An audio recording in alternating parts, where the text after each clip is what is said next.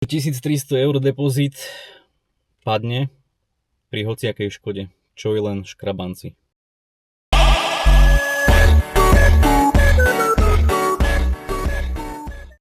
OK, čiže toto je auto z rumunskej autopožičovne. Čo sa týka poškodení, tak to sú nejaké denty, nejaké škrabance ľahké.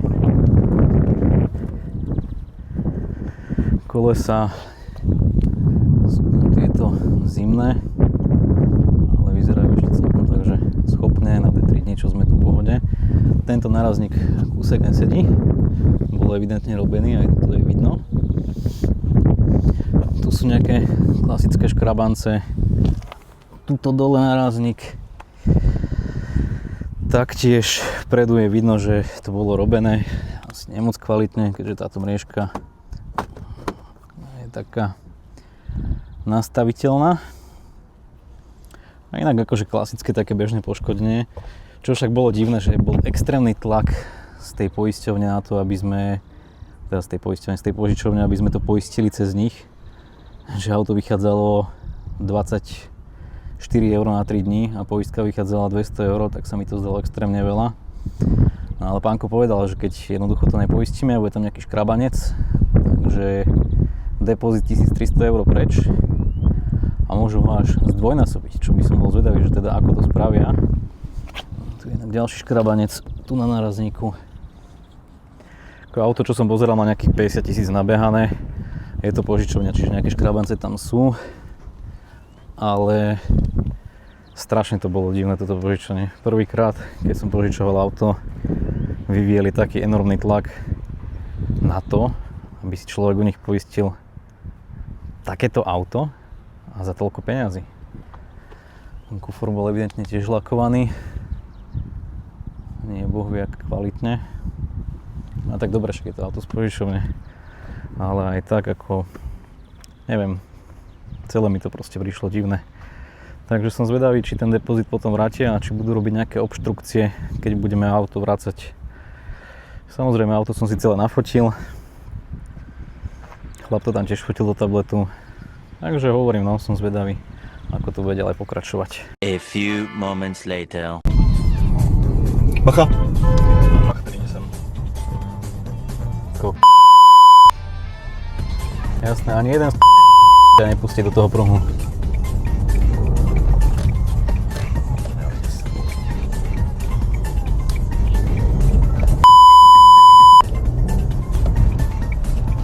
Ty...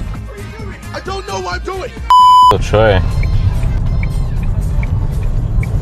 Pekne to kuruje na hlavy. Nemáš čas moc reagovať. A keby on mal takýto veľký dvor, tak presne takto isto by vyzeral.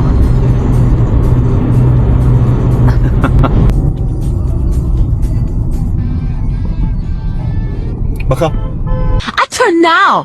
Good luck, everybody else!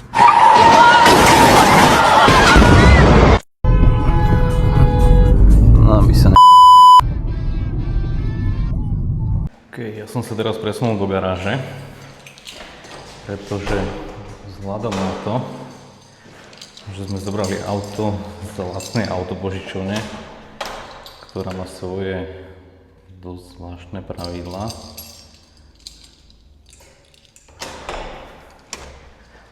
Ako napríklad, že auto sa musí vrátiť úplne čisté. Tak som sa rozhodol predísť nejakým problémom, aspoň tým, že teraz vyčistím, čo sa dá, nejakými prostriedkami, ktoré som našiel normálne na ubytovaní. Pretože čelné sklo je trochu špinavé, ako je vidieť. Taktiež od toho mizú trochu kapota. Ale takto sa spraví už na umývarke, keď pôjdem, ale viem, že to čelné sklo býva problém na týchto samoobslužných vapkách vyčistiť. A na kefisty moc nechcem ísť kvôli tomu, že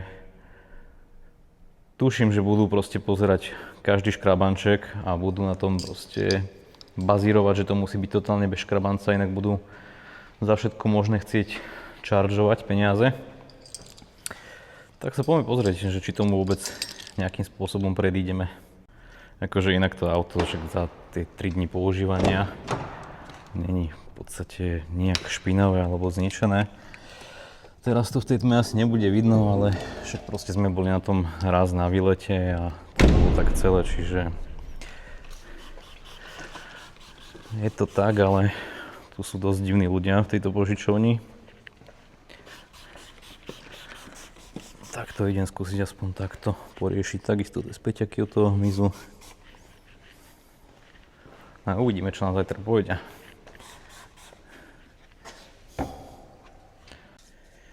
Ešte pozerám, že chlapci tu majú aj papiere od auta. Techniček dosť taký divný. Vyzerá tak obyčajný papier. A tu je poistka, ktorá teraz končí našťastie. A ešte je to kryté, takže hádam to bude OK.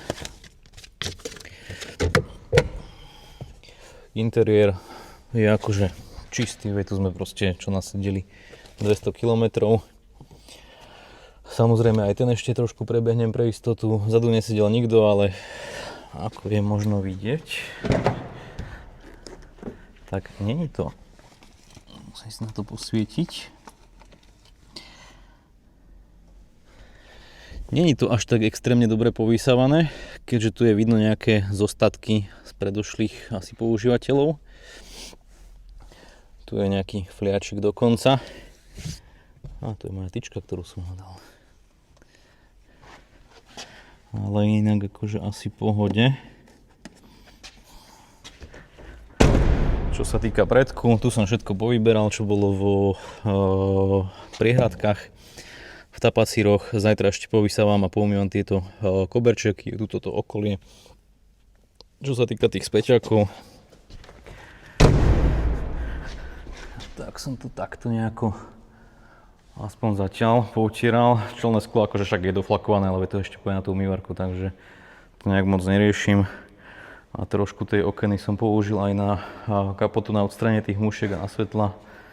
A zvyšok sa trošku dorobí na tej umývarke.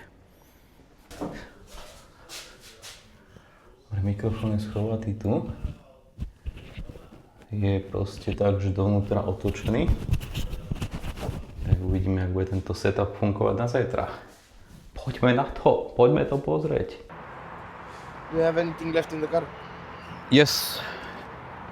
You guys go to the airport after? Yes. Just this one. Everything is clean and clear. Only the key, so I can start checking the car.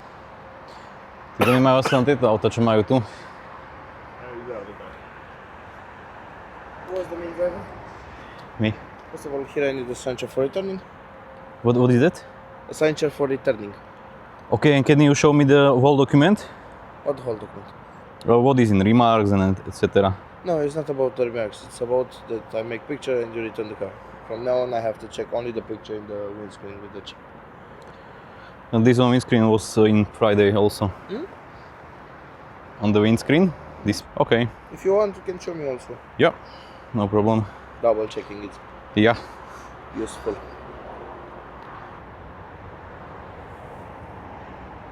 Here.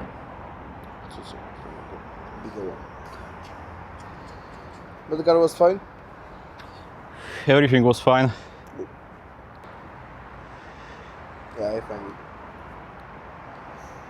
That's it. When you guys are ready, we can go to the airport. Okay, and papers, documents? It's on email. On email, okay. Where are you guys from? Slovakia. Oh, nice. It was first time in Romania? No. No. Super great, thank you. Okay, thank you very much. Bye. Bye bye, have a nice day.